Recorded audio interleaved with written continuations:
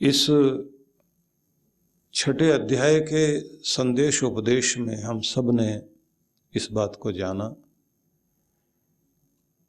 कि परमात्मा के खजाने से जुड़ने के लिए हमें किस तरह से एकाग्रता की शक्ति को विकसित करना है, किस तरह से संतुलन साधना चाहिए और किस प्रकार से प्रत्येक दिन अपने ब्रेक का इस्तेमाल करते हुए अपने आप को अनुशासित और व्यवस्थित करते चलें, जिससे हम प्रभु के साथ जुड़कर अपने आप को उस शक्ति से भर सकें जिसकी हमको हर पल जरूरत पड़ती है।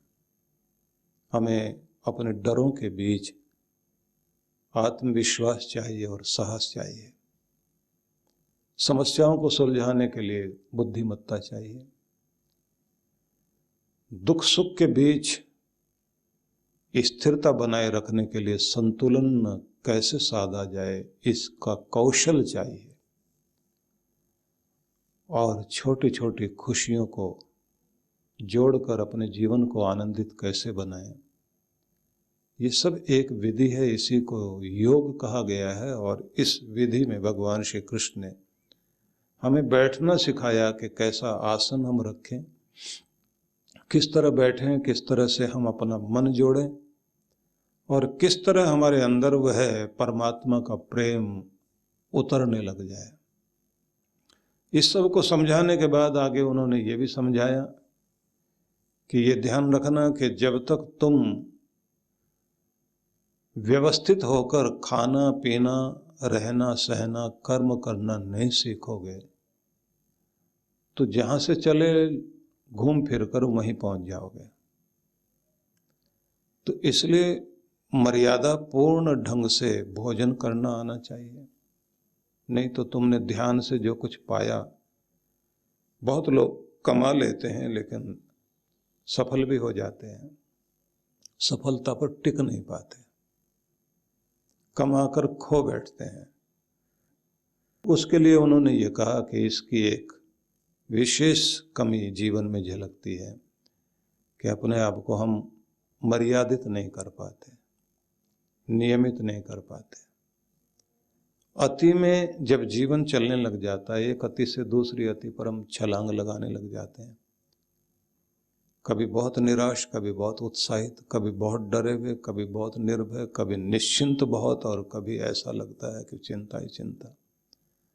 तो एक किनारे से दूसरे किनारे पर जंप लगाते घूमते रहते हैं लेकिन बीच में नहीं रह पाते। बीच में रहना क्या होता है कि चिंता अगर आई है तो चिंता का इलाज तो जरूर करना, लेकिन जब निश्चिंत हो जाओ तो इतने बेफिक्र हो करके मत बैठ जाना कि कुछ करना ही नहीं। डर गए तो फिर अपने आप को बहुत ही ज़्यादा रिड्यूज करके सिकुड़ कर बैठ गए और डर चला गया तो फिर आप इस तरह से व्यवहार कर रहे हैं, मुझे किसी चीज़ की फिक्र नहीं है, मेरा कोई कुछ बिगाड़ नहीं सकता। तो हम आगे तैयारी नहीं करते। हम किसी पर हमला ना करें लेकिन कोई हमारे ऊपर हमला करे, उसके लिए तो हम तैयार रहने चाहिए ना। भारत ने किसी पर हमला नहीं किया, किसी के घर जाकर आक्रमण नहीं किया, किसी की कोई चीज़ छीननी नहीं चाहिए, लेकिन इसके लिए भी तो तैयार रहना चाहिए ना कि बाहर वाला आए आपके ऊपर आक्रमण करने के लिए तो आपको जवाब देना तो आना चाहिए। हम हर किसी के लिए वो दरवाजे नहीं खोल सकते कि कोई भी हमारे घर में आकर के हमारी चीजें छीन ले जाए और हमें सॉफ्ट टारगेट बना दे। तो इसलिए बहुत सारी चीजें हैं जिनके संबंध में भगवान श्री कृष्ण ने कहा कि तुम्हारा आहार संतुलित, नियमित और उचित मात्रा में होना चाहिए। उस उचित मात्रा के बाद उन्होंने कहा कि तुम इसी बात में नहीं रुक जाना, इसको भी ध्यान में रखना कि तुम्हारा आमोद प्रमोद तुम्हें बहुत अच्छा लगता है, मनोरंजन अच्छा लगता है, हंसना बोलना खेलना सब अच्छा लगता है, लेकिन इसी में जिंदगी ना गुजर जाए। मर्यादित होना पड़ेगा। टीवी को कब बंद कर सकते हैं आप, अपना सोशल मीडिया को कब बंद कर सकते हैं, मनोरंजन और आकर्षण की चीजें कहाँ रोक सकते हैं। बहकाने वाले और भटकाने वालों के बीच आप कब अपना वो स्विच ऑफ कर सकते हैं कि बस इससे आगे नहीं।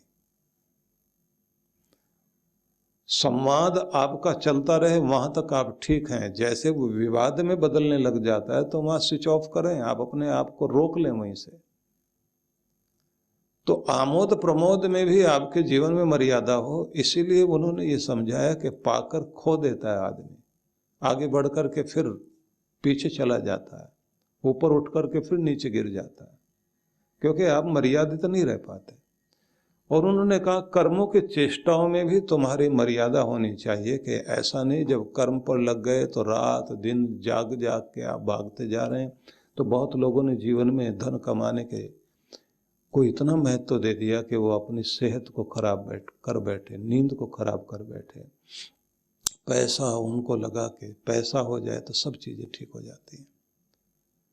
एक ही तरफ दौड़ते रहने से व्यक्ति सफल नहीं होता। श्री कृष्ण एक शब्द प्रयोग करते हैं कि आपकी चेष्टाएं, कर्म की चेष्टाएं, कर्म विधि जो है वो भी युक्त होनी चाहिए, मर्यादित होनी चाहिए।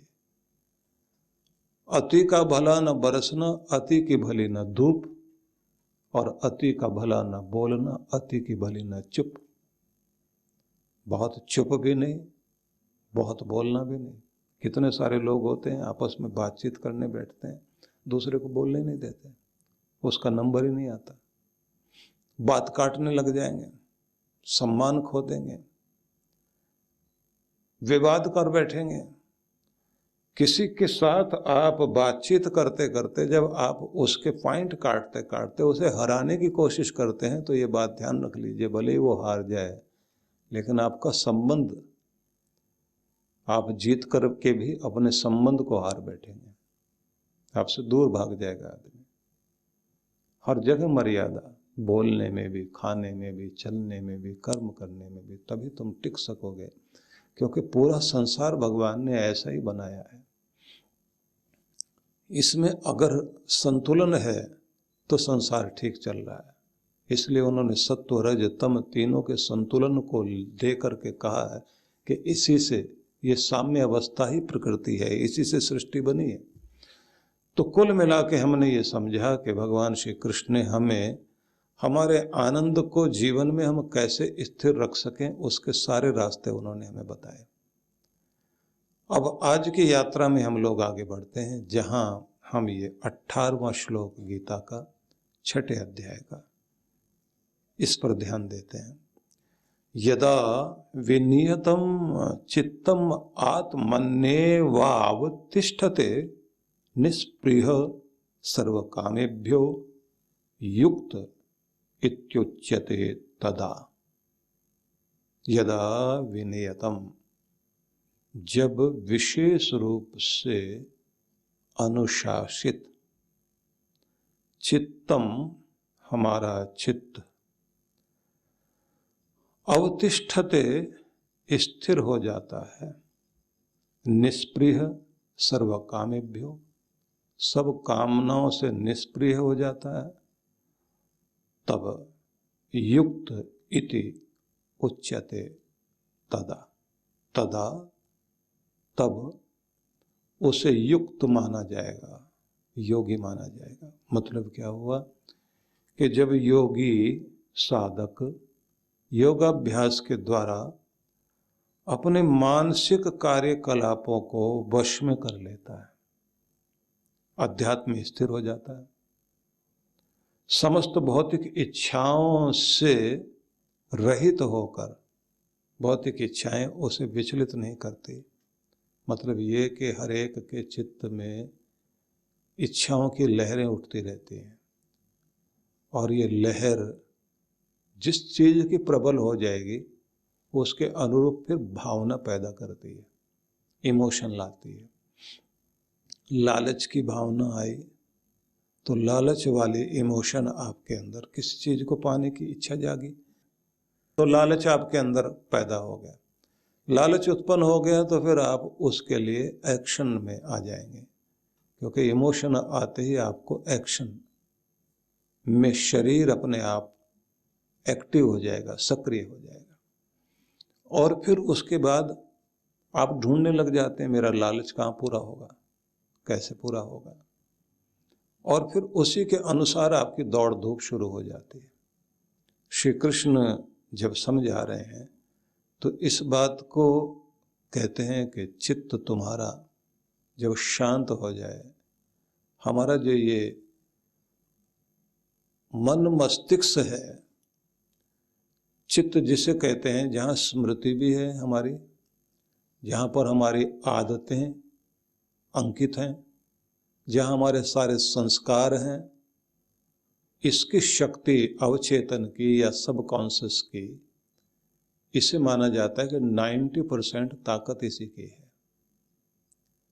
और इसे ऐसे कहते हैं कि जैसे सरोवर होता है, एक तालाब होता है, ऐसे चित्त को सरोवर माना जाता है, जिसके अंदर हर पल लहरें उठती हैं। और वो दो तरह की लहरें आती हैं, संकल्प की, विकल्प की, अच्छी और बुरी, पॉजिटिव और नेगेटिव, दोनों लहरें आती हैं। एक का कार्य होता है आपको ऊपर उठाना, दूसरे का कार्य होता है नीचे गिराना। एक उलझाएगी, एक सुलझाएगी। तो दोनों तरह की लहरें चित्त में हर्ष की और शोक की उठती रहती है।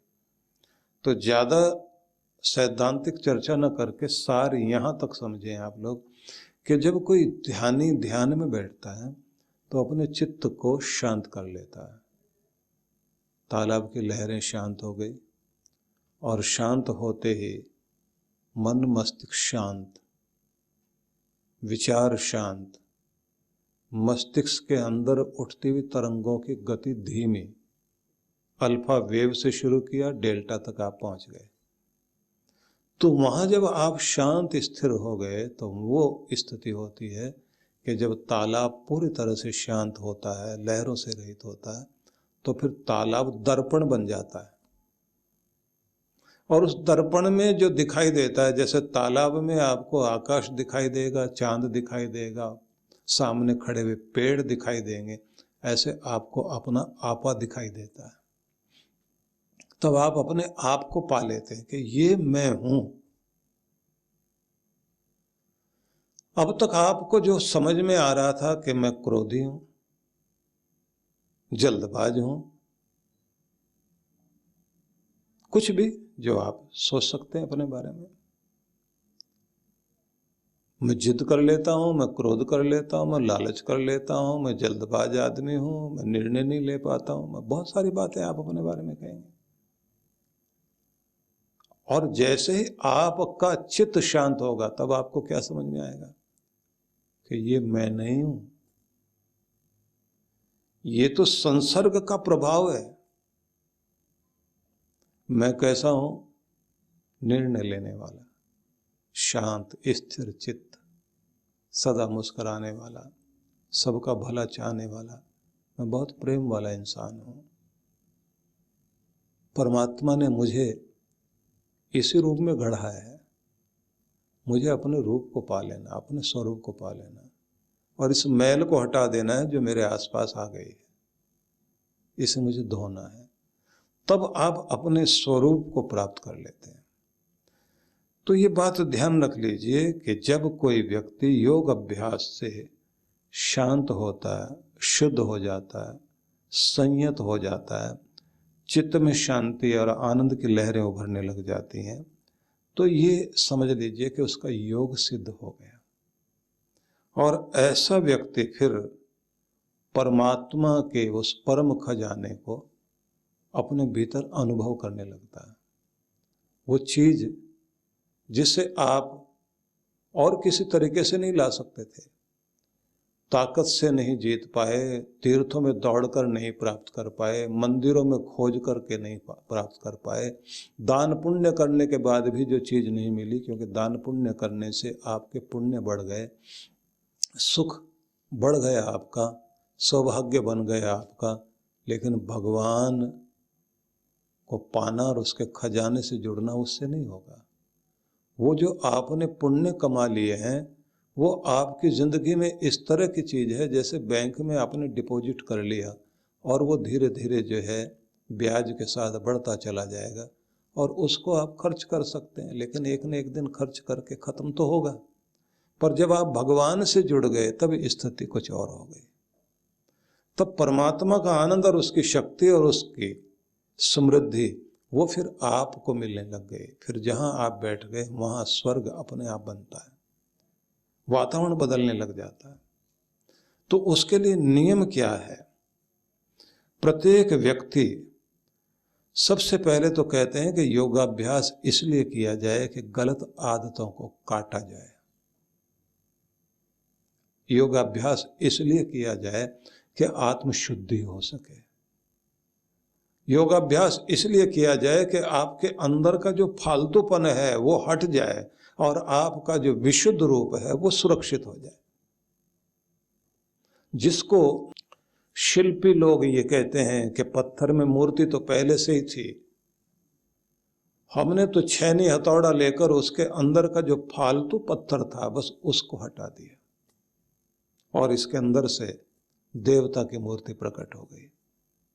आपके अंदर भी जो आप चट्टान बने बैठे हैं, योगाभ्यास वही सब काम करेगा कि आपको काट करके आपके फालतूपन को, आपके अंदर के देवता को बाहर निकाल देगा।